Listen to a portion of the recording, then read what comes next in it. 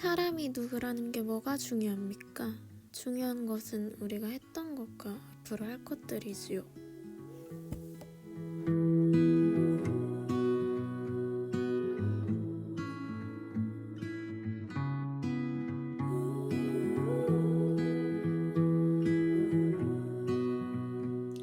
소설의 주인공 나는 지금의 주인공이 살고 있는 이스탄불이 아닌 이탈리아 베네치아에서 살아가던 지금의 나와 완전히 상관없는 완전히 다른 사람이었습니다.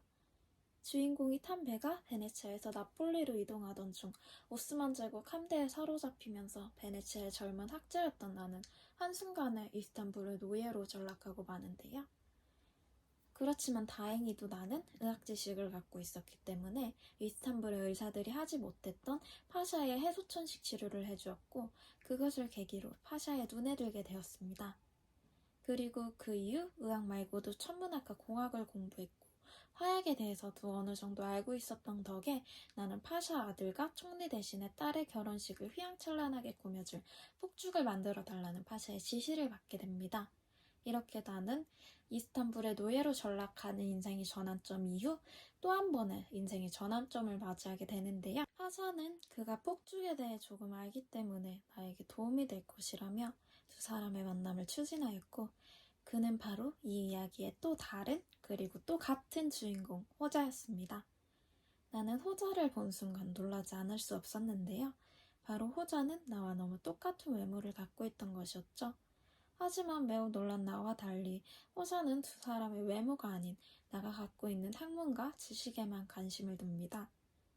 시간이 지나 두 사람은 폭죽 만들기에 성공하고 호자는 나를 자신의 노예로 만들어 자신의 집으로 데려갑니다. 그렇게 호자는 나에게서 내가 가진 지식들을 배우려고 하고 나는 호자에게 자신이 갖고 있던 지식들을 알려주고 호자는 나가 평생 쌓은 지식들을 단기간 동안 완벽하게 복사해냅니다. 그리고 파디샤에게 들려주기까지 하죠. 처음에는 내가 쓴 것들을 마치 자신이 한 것처럼 그저 전달만 했지만 조금 지나서는 정말 자신의 힘으로 자신의 지식들을 활용하는 단계까지 올라갑니다. 그 후에는 나가 왔던 나라인 베네치아에 대해서 그리고 그 후에는 내가 살아왔던 삶에 대해서까지 알고자 하는데요. 호자에게 처음 학문을 가르칠 때만 해도 나는 베네치아를 잊지 못하고 그곳에 대한 향수를 가지고 있었습니다. 하지만 그런 향수는 이스탄불에서 오래 지낼수록 호자에게 학문을 가르쳐줄수록 호자만 만나던 파디샤를 아련하게 되고 이제는 호자 없이도 파디샤를 만날 수 있게 될수록 점점 잊혀져 갑니다. 하지만 반대로 호자는 원래 갖고 있던 권력욕을 점점 잊어가고 대신 내가 갖고 있던 베네치아에 대해 집착하게 되는데요. 그리고 또 한 가지, 원래 호리호리했던 나는 점점 살이 쪄갔고 호자는 점점 말라가며 파디샤를 비롯한 다른 사람들이 두 사람을 분간할 수 없을 정도로 두 사람은 서로가 되어갔고 끝내 서로가 되었습니다. 그가 자신의 고향인 베네치아로 돌아가는 7년, 나는 안정적인 수입에 안정적인 가정까지 이루고 여전히 파디샤와의 관계도 유지하며 나름 괜찮은 삶을 살고 있었으나 나의 빈자리를 허전하게 생각하고 슬퍼하며 이제서야 자신이 그를 사랑했다는 것을 인정하며 이 이야기를 책으로 만들면서 이 이야기는 끝이 납니다.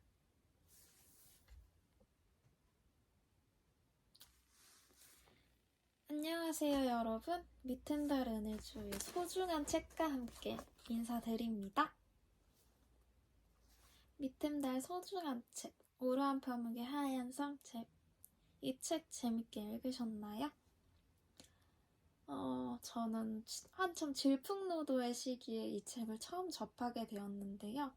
그때는 진짜 이 근원도 모르겠고 이유도 모르겠는 이 뜬금없는 나는 왜 나일까라는 질문에 몇 날 며칠을 고민을 했던 것 같아요. 진짜 공들이면서 고민을 했는데 답을 찾을 수도 없고 이 고민만 계속 하다 보니까 우울해지던 어느 때가 있었는데 그때 이 우울함을 잊어보려고 서점에 가서 그냥 소설책 아무거나 딱 들었는데 인생은 어떻게 될지 모른다더니 이 질문을 잊어보려고 갔던 서점에 그 질문을 다시 발견하게 된 거예요. 나는 왜 나인가? 이거 정말 운명적이지 않나요? 진짜 이건 운명적이고 필연적이다 라는 생각이 딱 머릿속을 스쳐가더라고요. 그래서 이건 꼭 사야겠구나 하고 이 책 한 권을 가지고 집으로 돌아왔는데요. 물론 계산은 하고 왔어요.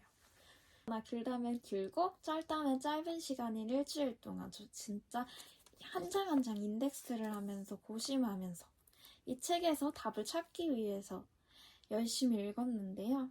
그래서 저는 이 오로한 파묵의 하얀 성이라는 이 책에서 나는 왜 나일까에 대한 질문의 답을 찾았을까요?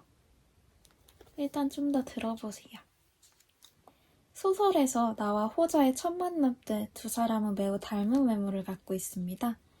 하지만 그것을 눈치챈 건 나뿐이었고 그것 또한 소설의 중반부에서는 그리 중요하게 다뤄지지 않았어요. 그래서 저는 여기서 더욱 구체화된 질문을 만드는데요. 그렇다면 외모만 닮아서는 내가 될 수 없다는 것인데 그럼 내가 가진 지식들을 전부 알려주면 그는 나가 될까? 나가 갖고 있는 과거의 기억들을 그도 알게 된다면 그를 나라고 할 수 있을까? 싶었는데 정말 둘이 옷을 바꿔 입고 나는 그가 되고 그는 나가 되더라고요. 그래서 내가 나라는 게 뭐지? 나는 왜 나일까? 내가 나라는 증거는 도대체 뭘까? 더 의문만 남기고 책이 끝나버리더라고요. 그래서 결국 내가 나라는 증거가 외모와 지식과 기억의 집합인 걸까? 하면서 찝찝하게 책이 끝나버렸어요. 그나마 다 비스무리한 문장이 나왔던 건 책 후반부 민음사 기준 187페이지에 그 호자가 떠난 후 나와 파샤가 나눈 대화에 있습니다. 내가 이렇게 말하는데요. 사람이 누구라는 게 뭐가 중요합니까? 중요한 것은 우리가 했던 것과 앞으로 할 것들이지요. 근데 이게 제가 찾던 질문은 아무리 생각해도 아니란 말이죠? 그래가지고 그냥 찝찝하게 책을 닫았어요. 그래서 혹시 인터넷 서핑을 하다 보면은 답을 찾을 수 있을까 싶어서 이 하얀 성에 대한 서평들을 이것저것 찾아봤는데 그제서야 저는 뭔가 깨달음을 얻을 수가 있었습니다. 이 책을 이렇게 읽은 건 저뿐이더라고요. 어떤 분은 동서양의 교류로 읽으신 분도 있고 어떤 분은 인간관계에 대해서 읽으신 분들도 있고 완전히 이 책을 저처럼 읽은 분은 단 한 분도 없었어요. 다들 이 책에서 각자의 대답을 만들어냈고 제가 원하던 답을 만든 사람은 없더라고요. 그래서 소설은 누군가가 만들어 놓은 답을 찾기 위해 읽는 게 아니라 내가 이 소설을 읽으면서 나의 답을 찾기 위해 읽는 것이구나 하고 저는 하나 배웠습니다. 사실 저는 아직도 나는 왜 나인가에 대한 질문의 답을 모르겠습니다. 하지만 어떻게든 되겠죠. 그게 뭐가 그렇게 중요하겠어요. 중요한 것은 제가 읽은 소설들과 앞으로 읽을 소설들이지요. 제게 소설은 보물을 숨기고 있는 성의 기사가 아닌 보물까지의 길을 밝혀주는 길잡이라는 것을 알게 해준 소중한 책 오로한 파묵의 하얀 성을 여러분에게 추천하며 밑틈달 소중한 책의 첫 번째 에피소드를 마치겠습니다. 감사합니다. 은희주였습니다.